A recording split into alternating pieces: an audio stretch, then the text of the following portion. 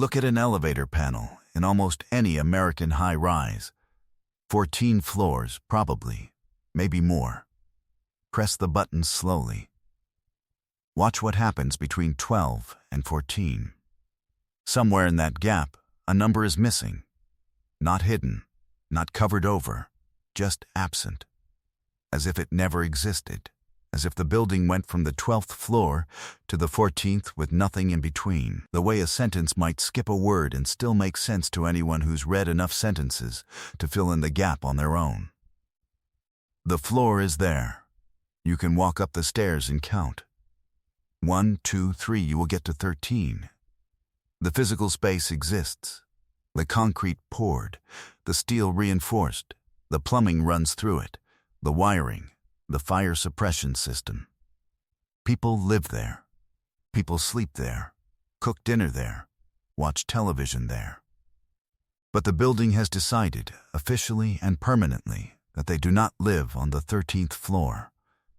They live on the 14th.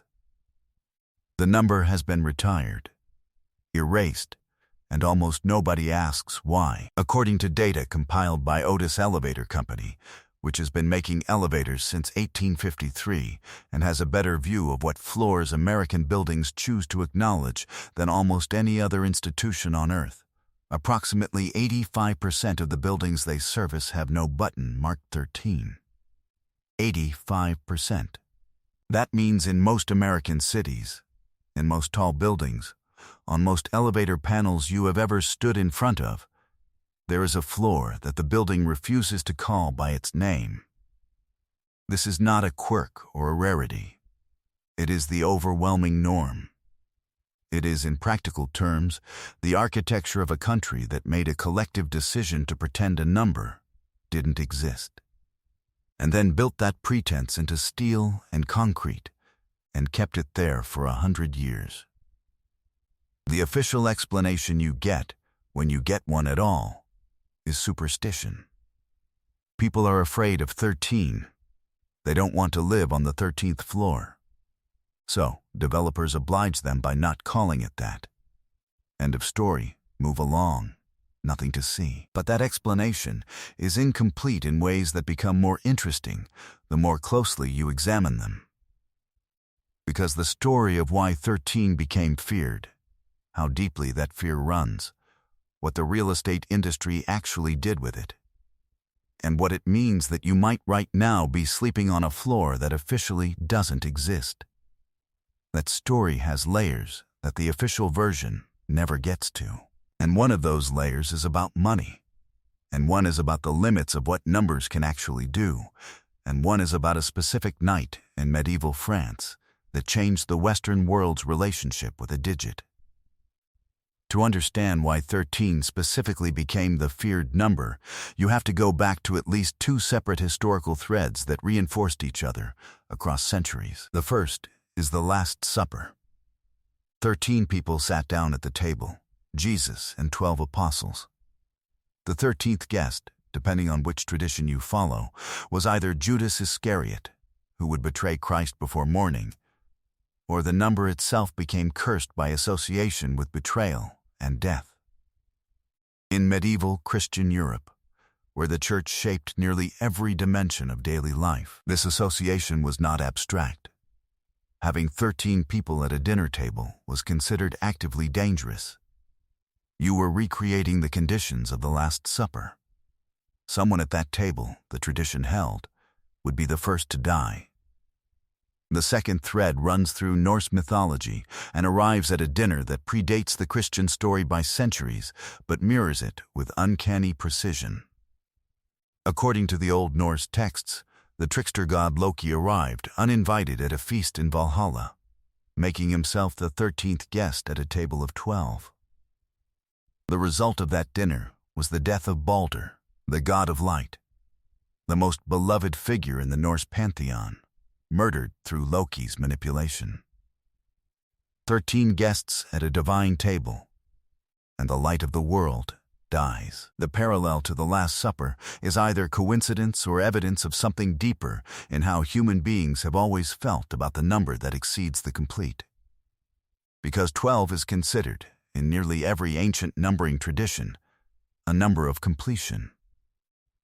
12 months in the year, 12 signs of the zodiac, 12 apostles, 12 gods of Olympus, 12 labors of Hercules, 12 tribes of Israel, 12 hours on a clock face.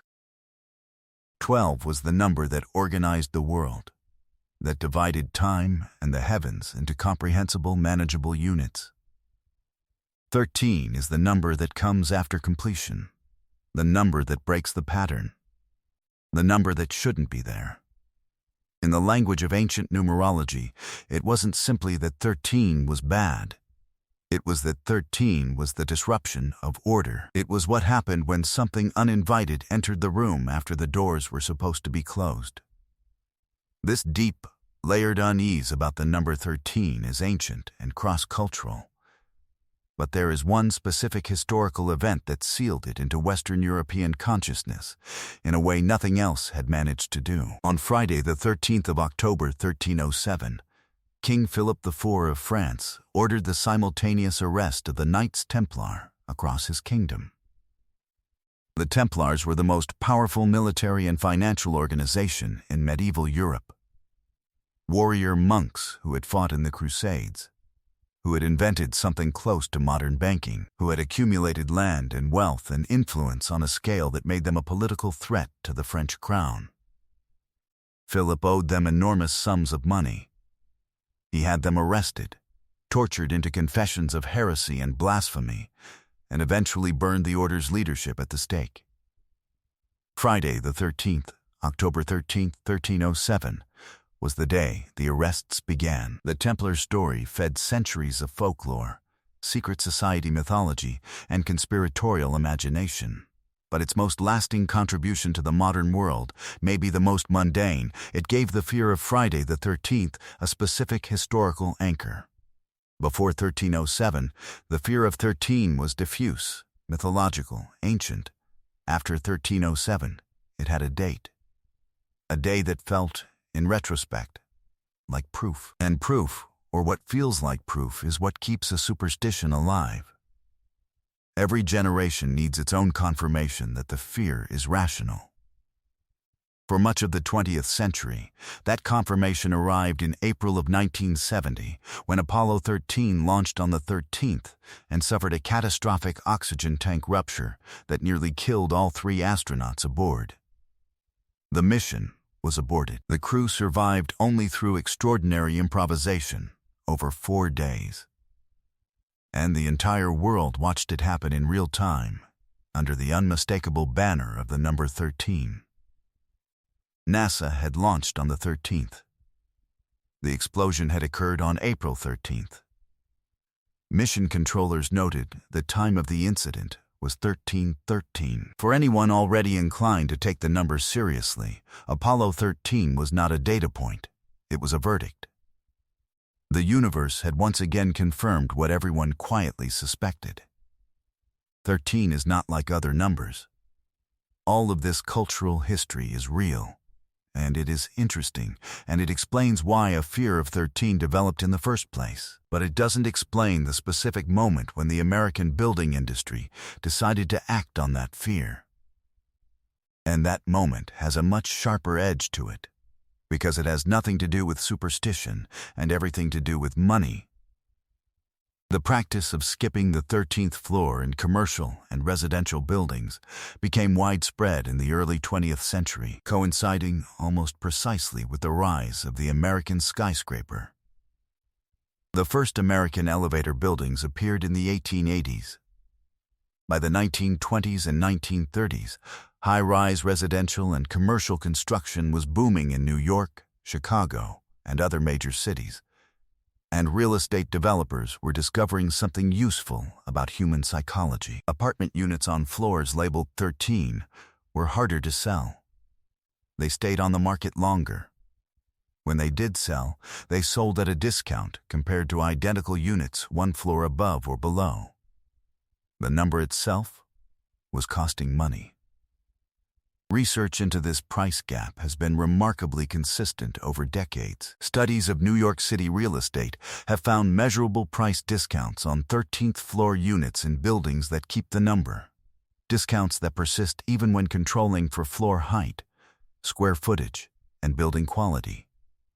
The discount isn't enormous, but it is real and it is durable. And in a large residential tower with multiple units per floor, it compounds quickly. A developer building a tower with 10 apartments on each floor stands to lose potentially hundreds of thousands of dollars in total proceeds simply by labeling one floor with the wrong number. The fix costs nothing. It requires no engineering. It requires no materials. It requires only a button that says 14. The response from the industry was simple, immediate, and entirely rational from a profit perspective. Don't call it 13. Call it 14. The superstition was the customer's problem. The developer's problem was moving units at maximum price, and moving units at maximum price meant removing the friction of an unlucky number. So they removed it. Not the floor, never the floor. Just the label. What made the practice self-reinforcing was competitive pressure. Once a significant number of developers in a market started skipping floor 13, those who kept the number found themselves at a disadvantage. Their 13th floor units sat unsold while competitors' renamed units cleared. There was no principled stand worth taking here. No developer was going to accept lower margins to defend the honor of numerical honesty. So the holdouts fell into line. Floor 13 disappeared from building after building, city after city, until skipping it became the industry default. The expected behavior, the thing that required no explanation. The thing you would have to justify doing differently. This is the part of the story that the standard explanation skips over. Because the standard explanation frames the floor skipping as a service to anxious residents. An act of accommodation. A kindness. What it actually was, and what it remains, is a financial calculation made by developers and building owners that happens to align with the preferences of a superstitious public. The developer doesn't believe in the curse of 13. The developer believes in the curse of selling an apartment that buyers don't want. Those are entirely different things, and conflating them obscures who is making the decision and why. The gap between 12 and 14 is not there because someone in a hard hat stood on a construction site and felt a chill. It's there because someone in a boardroom ran the numbers and decided that calling it 14 was worth more than calling it 13. Now here is the part of the story that almost nobody thinks through to its conclusion. The floor is still there. The physical 13th floor, counted from the ground, exists in every building that skips it. The concrete slab above the 12th floor is the 13th floor, regardless of what the elevator panel says. The people on floor 14 in a building that skips 13 are, in every physical and structural sense, on the 13th floor. Their windows are at the height of the 13th floor. Their elevation above the street is the elevation of the 13th floor. Fire departments, when they respond to emergencies in high-rise buildings, count floors from the ground, not from the elevator panel.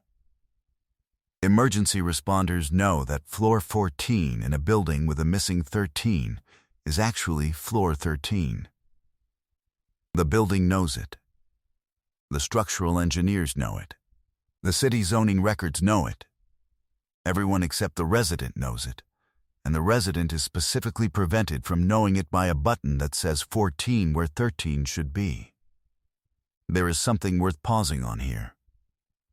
The fear of the number 13 is, at its core, a fear about a label, not about an elevation, not about the concrete or the steel.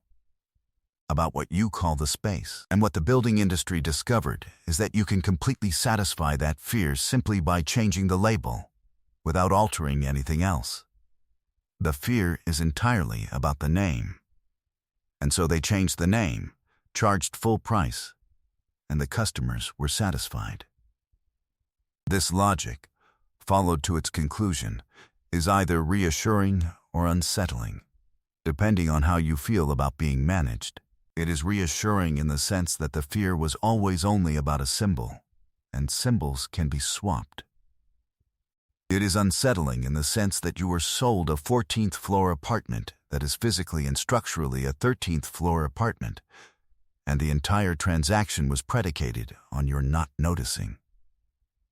What the real estate industry understood, and this is the genuinely sophisticated thing about what they did, is that the fear doesn't require the reality. Residents on a renamed floor don't experience more accidents, more deaths, more bad luck than residents on a labeled 13th floor in the rare buildings that keep the number. The fear is entirely in the name, which means that once you rename the floor, you haven't eliminated the danger. There never was a danger. But you have eliminated the buyer's perception of danger, which is the only thing that ever existed to eliminate. The renaming works. The renamed floor sells at the same price as every other floor. People are satisfied. The developer profits, and physically, materially, nothing about the space changed except the number on a button. The American version of this story is, frankly, mild compared to what happens in other parts of the world.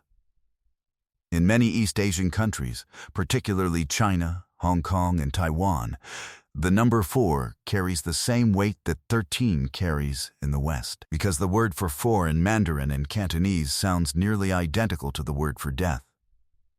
Tetraphobia, as it is called, runs so deep in Chinese-influenced cultures that entire sequences of floors simply vanish. In many Hong Kong high-rises, you will not find a floor 4, a floor 14, a floor 24, or any floor in the 40s. A building with a nominally 50th floor may, when you count the actual physical floors, have only 30-something. The gap between what the building claims and what the building is can be a dozen or more floors. In some of the most extreme cases, buildings combine Western triskaidekaphobia with Eastern tetraphobia and eliminate both 13 and 4 and all their combinations. 4, 13, 14, 24, 34, 40, 41, 42, 43, 44. The arithmetic becomes almost surreal. A 60th floor apartment in one of these buildings might physically be the 43rd floor. The building has been renamed almost entirely to avoid the intersection of two different cultural fears, and nobody who lives there seems to find it remarkable. This is just how floors work. This is just what buildings are. And yet, the floor is still there. The concrete is still there.